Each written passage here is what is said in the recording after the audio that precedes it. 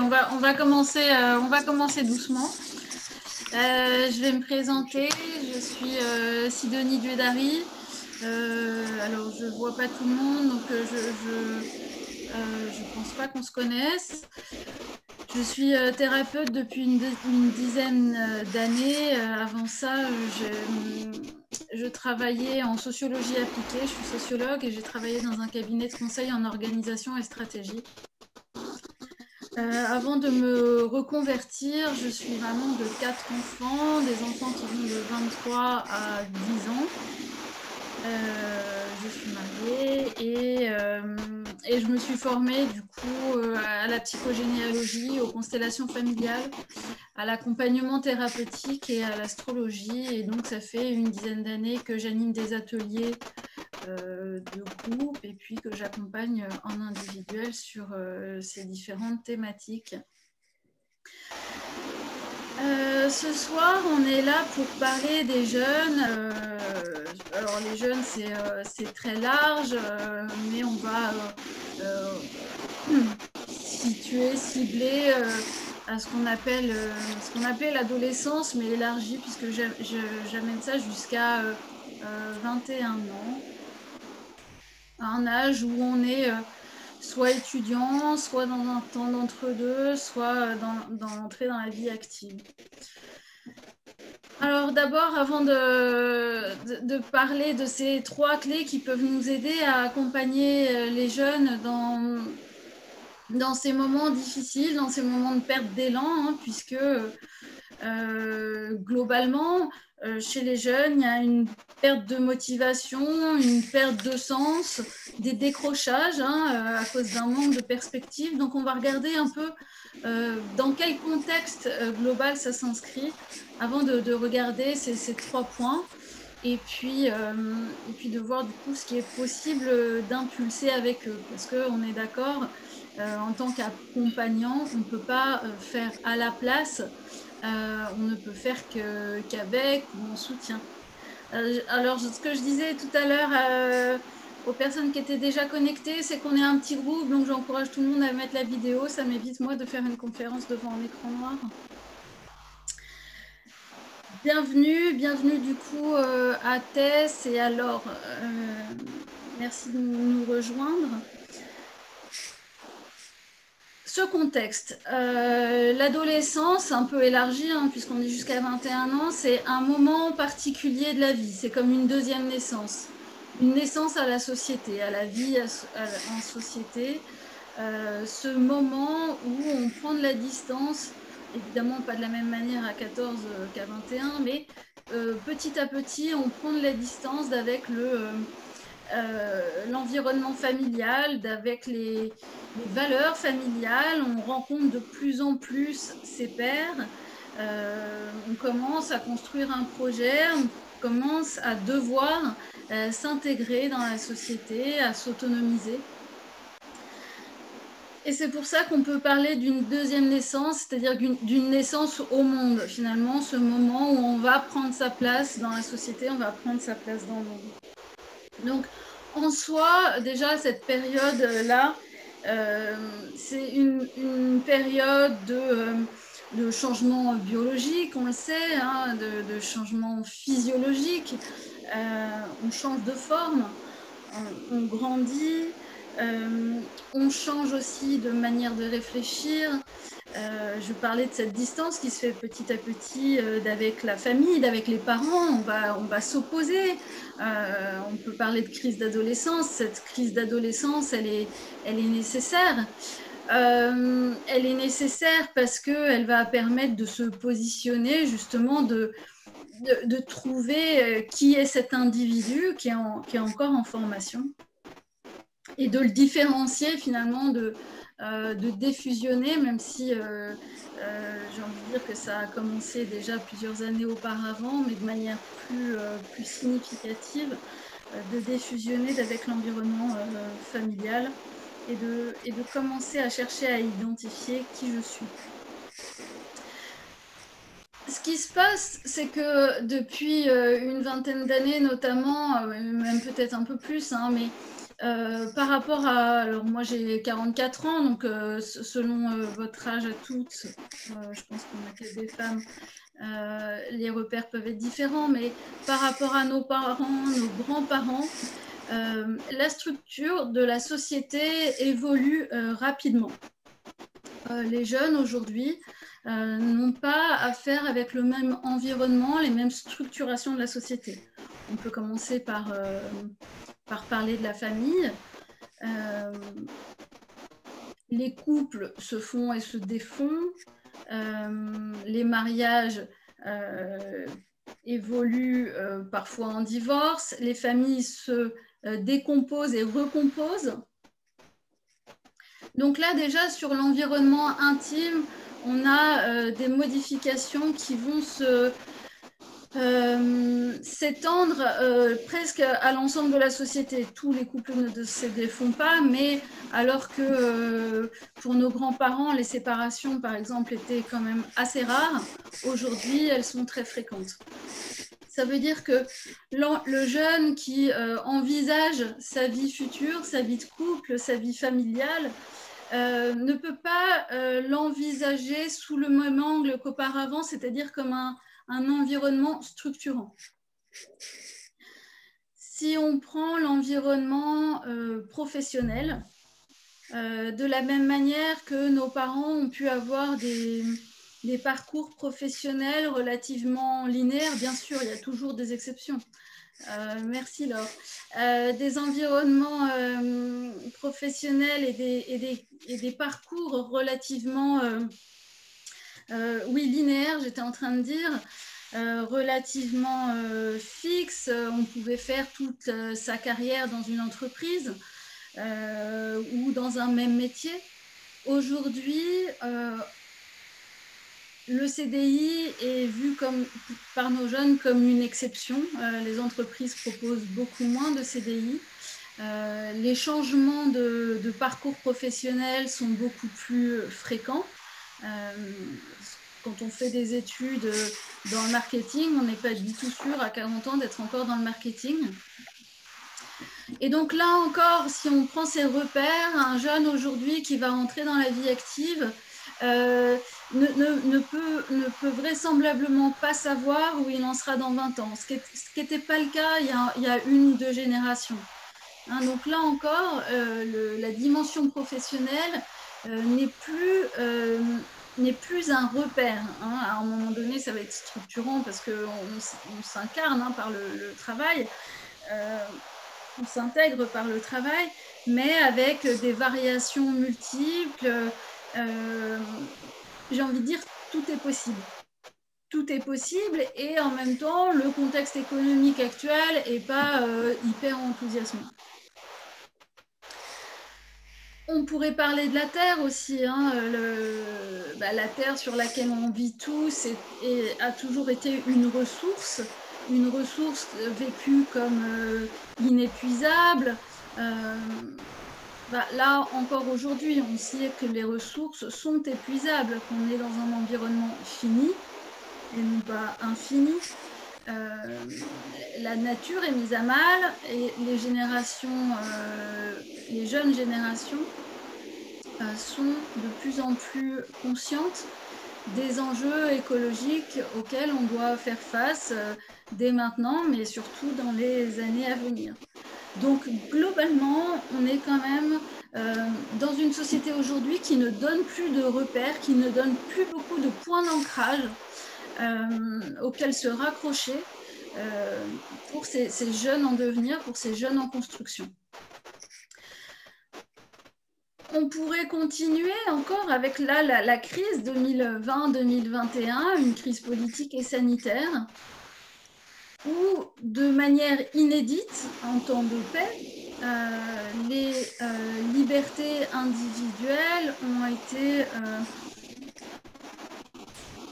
limitées, contraintes, des contraintes qui vont jusque dans le corps, puisqu'on nous impose une tenue, un masque, dans l'espace public, mais aussi dans les espaces clos.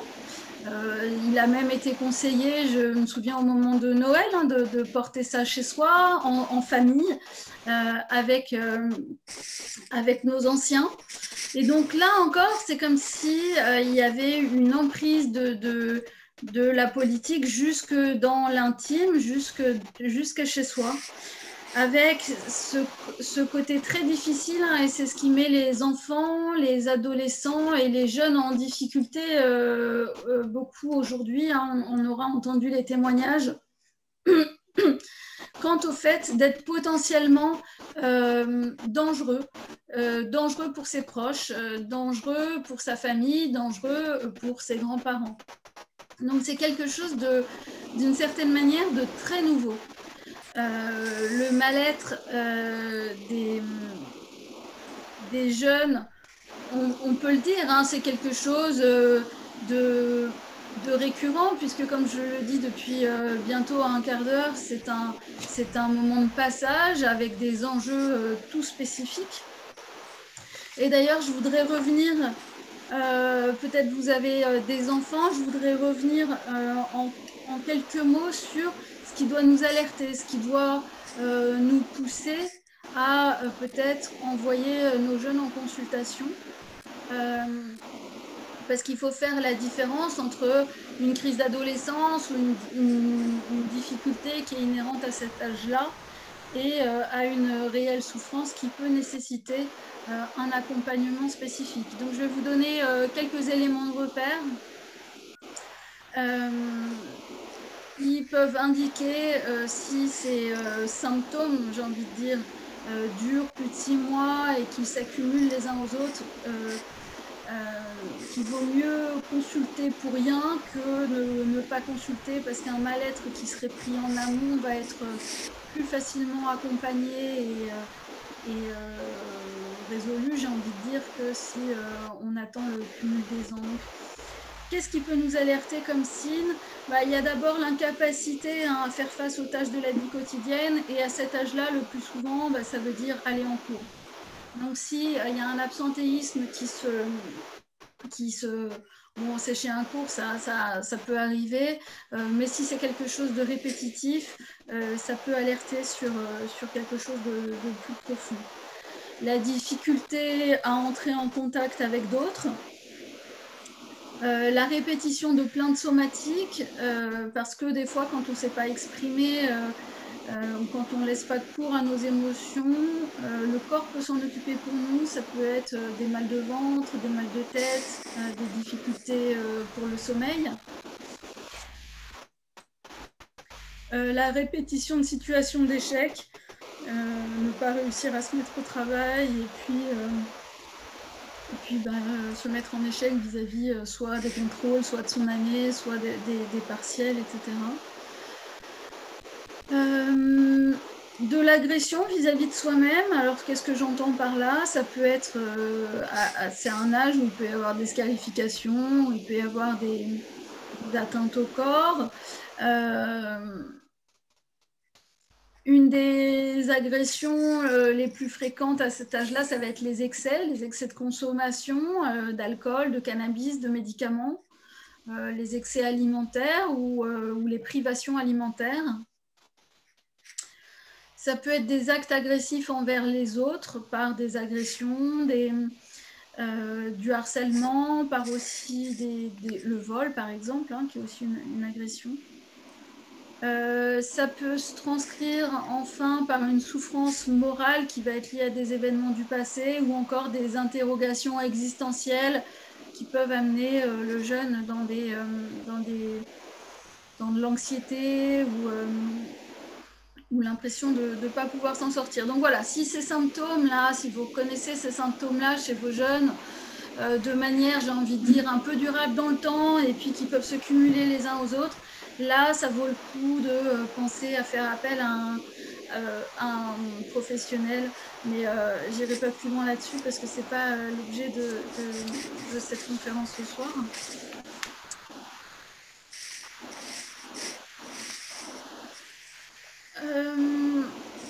Donc je le disais tout tout à l'heure, hein, l'environnement est difficile et on sait que récemment, pour la population française dans son ensemble, les troubles psychiques sont passés d'une déclaration de 10% à 20%, et chez les jeunes, sont passés à 30%, avec aussi des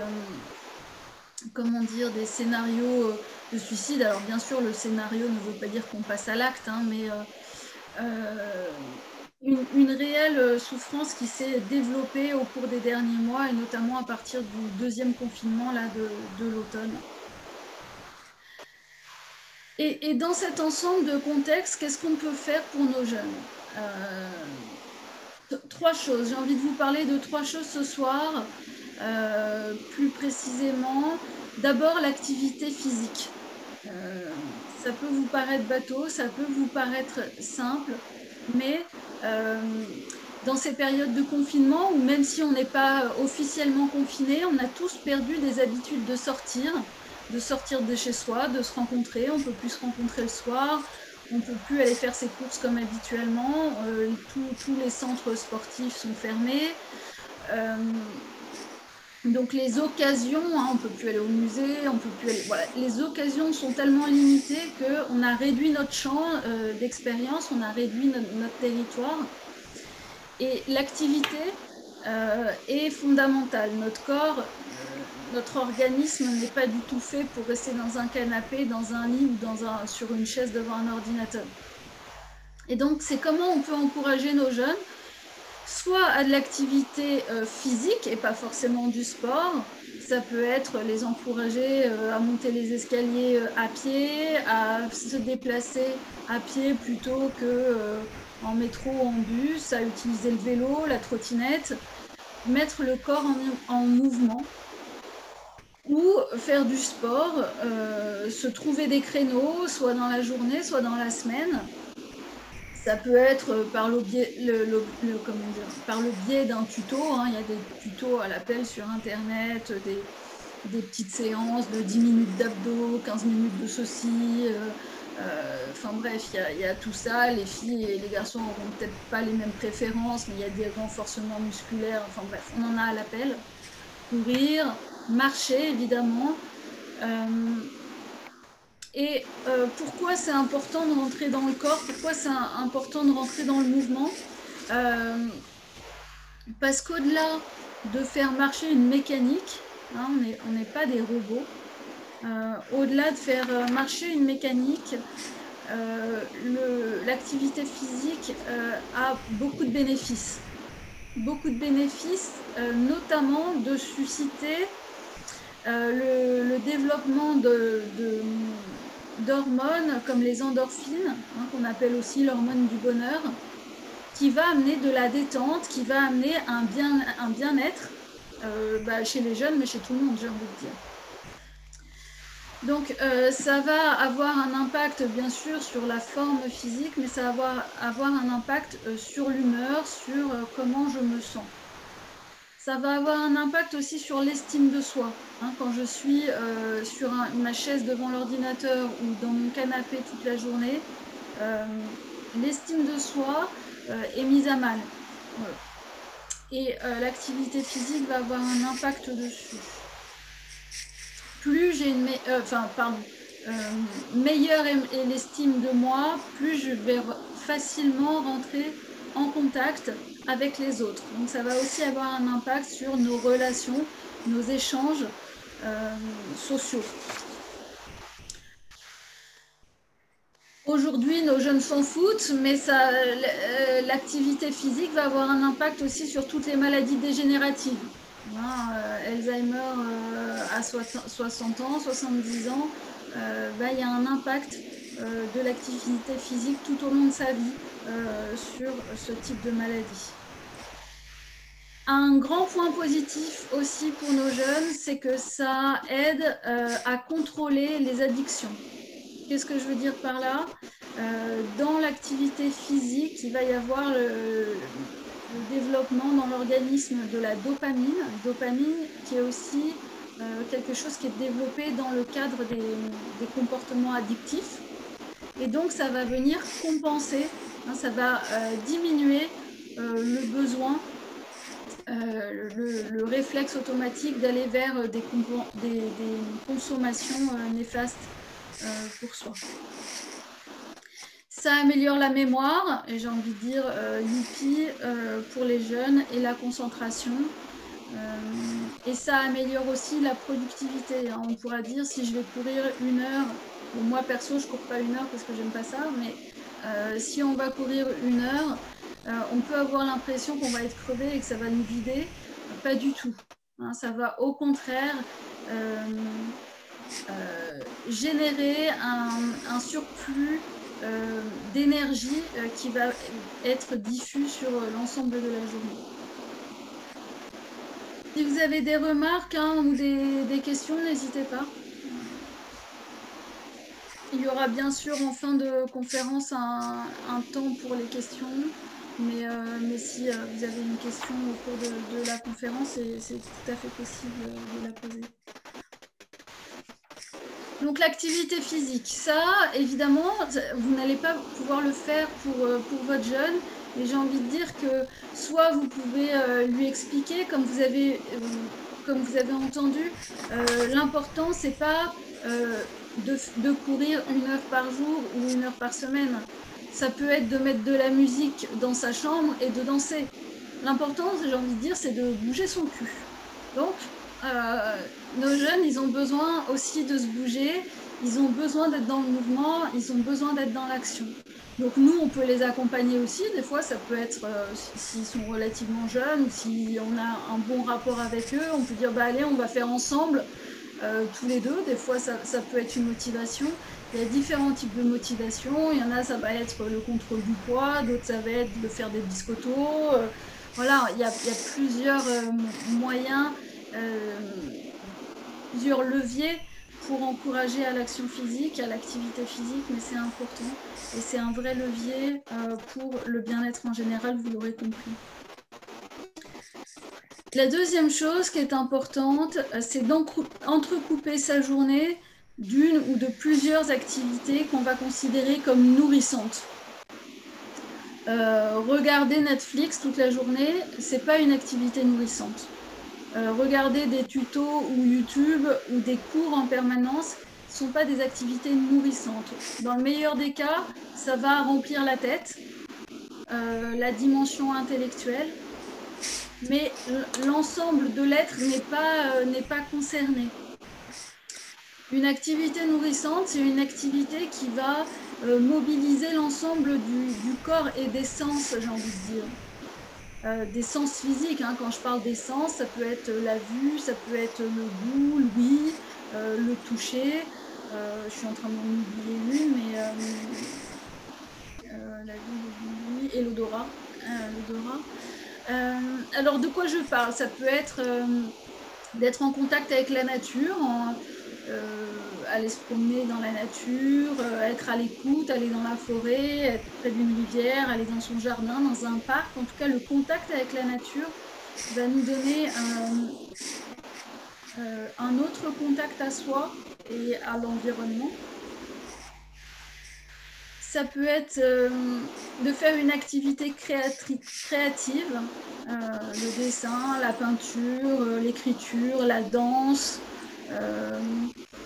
C'est vaste, hein, c'est vaste, mais les activités créatrices sont connues pour bien sûr développer l'imagination et la dextérité, mais aussi pour améliorer l'humeur, là encore, hein, comme le sport, aider au lâcher-prise. Pendant que je suis en train de dessiner, de peindre, de chanter, je ne suis pas en train de mouliner, soit que je ne suis pas bien, soit mes cours, soit mes relations. Ça amène une détente, ça amène un lâcher-prise.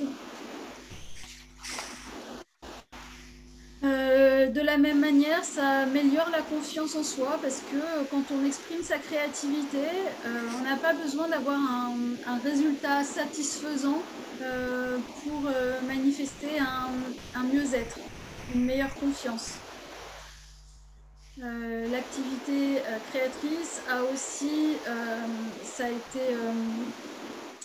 ça a été, comment dire, prouvé scientifiquement, hein, dans le cadre de recherche. L'activité créatrice permet une grande mobilisation du cerveau. Par exemple, des personnes qui ont fait un AVC vont pouvoir recouvrir certaines facultés, facultés du cerveau par la création artistique, parce que ça va amener un développement comment dire, des nouveaux réseaux des neurones. Hein, ça, là encore une fois, c'est quelque chose de positif et à encourager. Une autre activité ressourçante, ça va être tout ce qui est manuel, qu'on pourrait catégoriser comme étant moins important. Alors je parle de quoi quand je parle d'activité manuelle? Ça peut être faire la cuisine. Faire la cuisine, pour les jeunes qui habitent seuls par exemple, c'est vraiment intéressant. Non seulement ça va leur permettre d'avoir un contrôle sur ce qu'ils mangent, ça va mettre en action, enfin comment dire, mobiliser leur sens, hein, l'odorat, le toucher. Ça va permettre d'exprimer sa créativité, parce que quand on est face à son étagère et son frigo, ça demande de mobiliser sa créativité pour trouver quelque chose à faire, pour se mettre en mouvement, etc. Évidemment, ça développe ce qu'on disait tout à l'heure, c'est-à-dire la dextérité. Et donc voilà, une activité comme la cuisine, par exemple, c'est vraiment intéressant. Plutôt que de se faire livrer une pizza, il y aura vraiment des bienfaits à ce genre d'activité. Bricolage, jardinage, tout ce qui est do it yourself, hein, préparation de cosmétiques, voilà, ça dépend de l'âge de vos enfants, bien sûr, et des jeunes en question, mais tout ce qui va être manuel va permettre, on le dit, hein, c'est un gage d'équilibre et de mieux-être.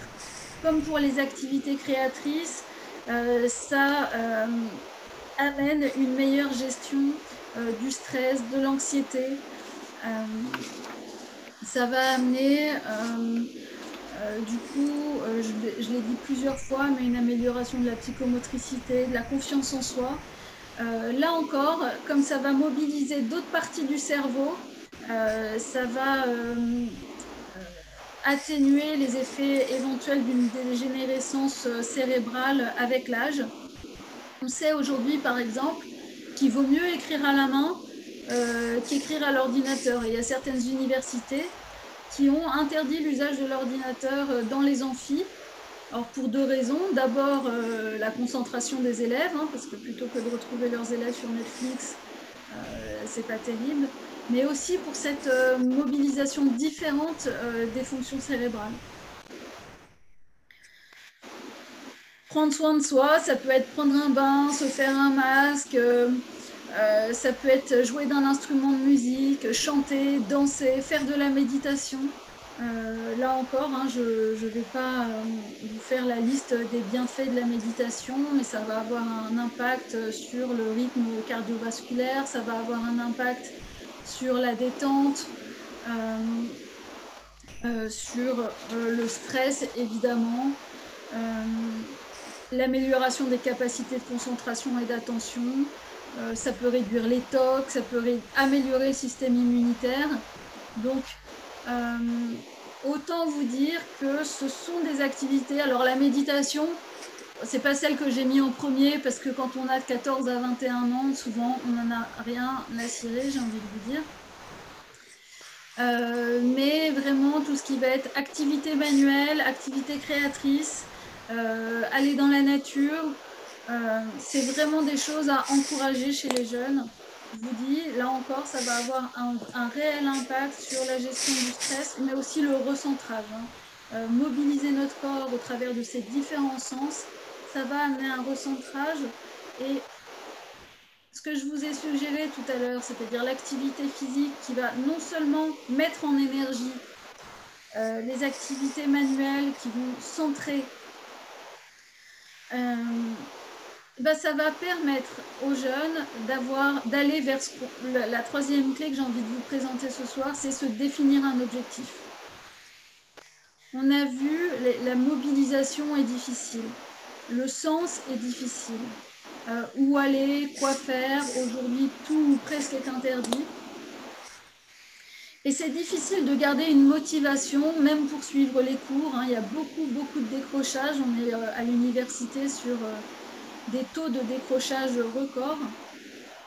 Même dans les lycées, là, je ne sais pas si vous avez des lycéens, mais avec ces systèmes d'un jour sur deux en cours, etc., bon, bah, se lever ou pas se lever, si les parents ne sont pas là derrière, il y a beaucoup plus d'absentéisme. Donc définir un objectif. Évidemment, là encore, que j'ai 14 ans ou 21 ans, je ne vais pas avoir le même type d'objectif. C'est évident. Mais ça peut être un objectif. C'est très large, un objectif, c'est pas forcément définir sa carrière, ça peut être décider de tant de fois par semaine aller voir un ami plutôt que de rester dans sa chambre tout seul. Ça peut être de perdre du poids, ça peut être de faire plus d'activité physique, ça peut être de réussir son année malgré les conditions difficiles pour tout le monde. Il y a quelques éléments à connaître pour pouvoir définir un objectif, mais surtout pour pouvoir l'atteindre. D'abord, il faut distinguer objectif et le sens. Qu'est-ce qu'il y a derrière mon objectif? C'est pas la même chose. Si je prends l'exemple de perdre du poids, non pas que ce soit une priorité pour les jeunes forcément, mais je prends cet exemple-là. Perdre du poids, ça peut être un objectif. Alors dans ce cas-là, on cherchera à définir combien je veux perdre comme poids, en combien de temps, est-ce que c'est bon pour moi, hein, on reviendra sur chacun de ces éléments. Mais la question derrière, c'est pourquoi perdre du poids? Pourquoi perdre du poids? Est-ce que c'est pour répondre à des standards? Et ce moment de la jeunesse et de l'adolescence, c'est un moment où on a besoin d'appartenir à un groupe et où on cherche parfois maladroitement ou parfois en niant sa différence, on cherche à correspondre à des stéréotypes, on cherche à correspondre à des normes qui ne nous correspondent pas forcément. Est-ce que c'est parce que je suis en surpoids et que du coup c'est un problème pour ma santé? Est-ce que... Voilà, donc on va distinguer le sens et l'objectif. L'objectif peut s'intégrer dans une visée plus large, alors que l'inverse ne sera pas vrai. Quand on veut aider un jeune à définir un objectif, c'est important d'avoir un certain nombre d'éléments en tête. D'abord, c'est quelque chose qui doit être réalisable et réaliste. Je ne peux pas avoir comme objectif de gagner au loto, pour plusieurs raisons. D'abord, c'est pas entre mes mains, hein, c'est un tirage au sort. Alors, moi, je connais pas les statistiques des tirages au sort parce que je suis pas très jeu au jeu, mais à part perdre de l'argent en allant acheter des tickets tous les jours ou toutes les semaines ou je sais pas quoi, il n'y a pas grand chose qui soit entre mes mains. Donc c'est pas réaliste. Un objectif doit avoir une grande probabilité d'être atteint à partir du moment où on définit quoi. L'objectif, il doit être précis. Si mon objectif, c'est de réussir mon année universitaire, c'est de définir réussir mon année universitaire. Pour un élève ou un autre, ça ne va pas être la même chose. Il y en a un, ça va être avoir 10, et l'autre, c'est avoir la mention très bien. Donc, qu'est-ce que ça veut dire réussir son année universitaire? Donc, c'est important de le chiffrer d'une certaine manière. De définir des étapes, des sous-objectifs. Peut-être que ça signifie travailler en plus des cours au moins 1 heure par jour ou au moins 2 heures par jour. Qu'est-ce que ça veut dire concrètement et quelles ressources je peux mobiliser pour atteindre cet objectif? On doit pouvoir le dater. Là, quand je dis réussir mes examens, ben, c'est pas réussir mes examens dans 5 ans, c'est réussir mes examens peut-être à la fin de cette année.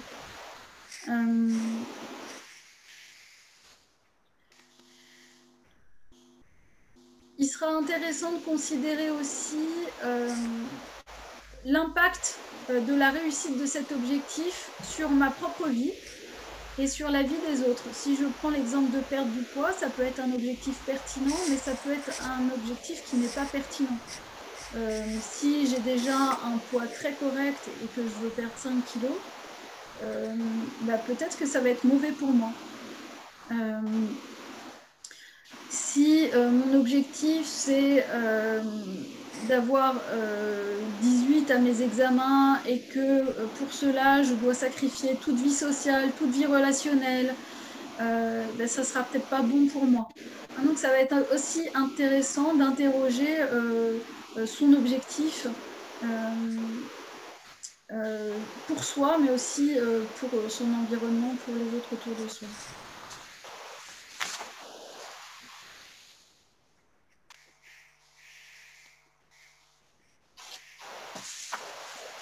Donc on a vu, hein, il y a trois choses, je parlais de 3 clés qui pouvaient redonner de l'élan à nos jeunes. L'activité physique, une activité manuelle ou ressourçante, parce que la méditation c'est pas manuel, mais encore une fois, il y a assez peu de jeunes qui sont enclins à faire de la méditation, donc ça peut être limitant. Par contre, peut-être que certains n'auront rien contre écouter un audio de sophrologie. Ben ça peut être une activité ressourçante, hein. C'est pour ça que je ne l'exclus pas complètement. C'est que écouter un audio pendant un quart d'heure qui nous emmène dans une relaxation, ça peut être accessible. Et puis enfin, se donner un objectif.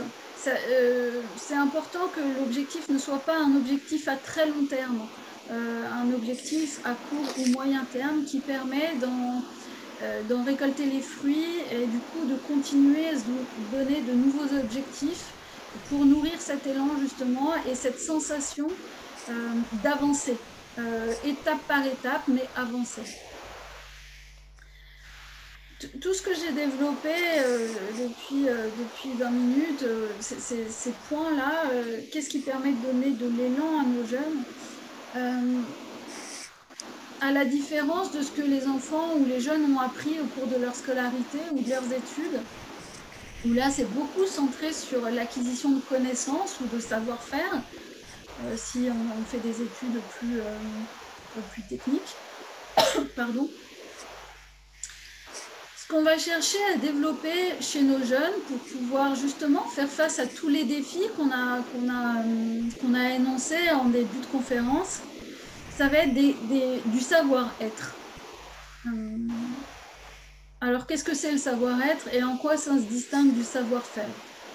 Le savoir-faire, ça va être savoir répondre à une interrogation d'un cours que j'ai reçu. Ça va être capable de, je sais pas quoi, remplir un Excel, utiliser un logiciel de texte ou technique pour... enfin bref, vous aurez compris. Ça va être des compétences acquises en fonction d'un objectif donné. Développer les savoir-être, ça va permettre aux jeunes, j'ai envie de dire, de faire face, quelles que soient les situations, parce que les savoir-faire ou les connaissances, on peut les acquérir tout au long de la vie. Mais développer sa confiance en soi, apprendre à s'affirmer, se familiariser avec l'intelligence émotionnelle, c'est-à-dire qu'est-ce que je fais de mes émotions, est-ce que je me noie dedans, est-ce que je les étouffe, elles n'ont jamais le droit d'exister, qu'est-ce que je fais avec ça, les savoir-être relationnels, l'intuition, qu'est-ce que je fais de mon intuition, quel sens j'ai envie de donner à ma vie, même à court terme, hein. On n'est pas obligé de voir du sens à où est-ce que je serai quand j'aurai 70 ans, mais même à court terme, quelles valeurs sont importantes pour moi, Bien, tout ça, on ne l'apprend pas à l'école. Il y a certaines familles ou certains jeunes qui ont la chance de pouvoir développer ça avec leurs parents ou avec leurs proches, mais ce n'est pas le cas de la majorité. Et du coup, c'est vrai que moi, en tant que thérapeute et d'accompagnante, je reçois de plus en plus de jeunes et on voit qu'il y a une très forte demande vis-à-vis de ça. C'est pour ça que j'ai développé un programme sur 4 journées. 4 journées où on va travailler justement l'affirmation de soi et la confiance en soi, où on va travailler l'intelligence émotionnelle, on va travailler l'intuition et on va travailler la définition d'un sens, c'est-à-dire identifier ses valeurs et vers où est-ce que j'ai envie d'aller, dans quelle direction j'ai envie d'aller. Et c'est un programme qui est développé pour les jeunes parce qu'il y a souvent, peut-être en tombant sur moi sur Internet, je ne sais pas comment vous avez eu l'info de la conférence, mais il y a des étapes, la crise de la quarantaine, la crise de la cinquantaine, il y a des étapes comme ça où on se pose des questions, on s'interroge, on a envie de rentrer en thérapie, etc. Et on va re-questionner toute son histoire, etc. Mais là, nos jeunes, ils ont besoin d'éléments, ils ont besoin de développer leur savoir-être pour entrer maintenant dans la vie, pas d'attendre 40 ans ou 50 ans pour questionner qui ils sont, savoir où ils ont envie d'aller.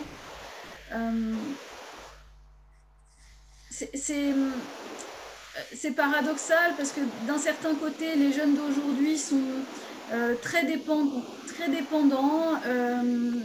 On sait qu'ils partent de chez eux beaucoup plus tard qu'avant. Ils construisent une famille beaucoup plus tard. Ils se mettent en couple beaucoup plus tard. Et d'un autre côté, il y a des éléments sur lesquels ils sont beaucoup plus en avance. Parce que dans leur vie, alors d'abord, ils ont eu affaire à beaucoup moins de frustration que les générations passées.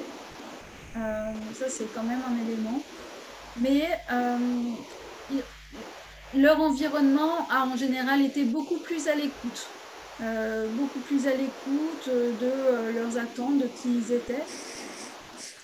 Mais paradoxalement, ça les a pas forcément aidés à comprendre. Donc il y a chez nos jeunes une volonté de comprendre, une volonté d'avancer dans la vie, et paradoxalement cette espèce de tendance à se lancer dans la vie beaucoup plus tard. Donc c'est pour ça que j'ai développé ce programme-là pour des jeunes, pour qu'ils puissent échanger entre jeunes. Et puis, suite à ces 4 journées qui sont non consécutives, hein, les ateliers ont lieu le dimanche, 5 soirées en visio qui permettent de continuer à garder du lien, à échanger. Où est-ce que j'en suis? Où est-ce que tu en es? C'est quoi les difficultés que je rencontre? Et donc ça, c'est évidemment accompagné encore par moi. Mais voilà, 5 soirées qui permettent aussi de continuer à avancer sur l'ensemble des différentes thématiques.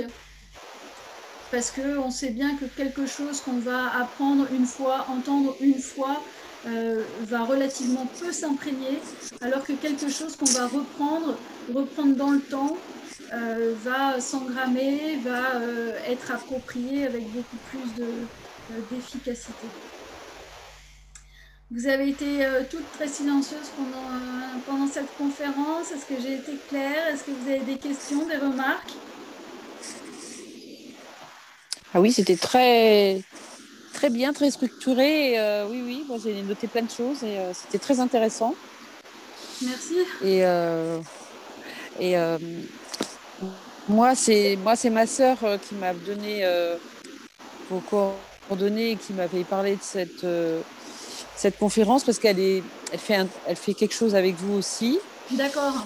Et comme moi j'ai 3 enfants, bon, j'en ai une, bon, qui est grande, qui vient d'Australie. Mhm. La deuxième qui va avoir 25 ans, mais qui n'a pas trouvé sa voie. Et un dernier, mon fils, qui a 21 ans et qui ne trouve pas sa voie non plus, qui ne sait pas quoi faire.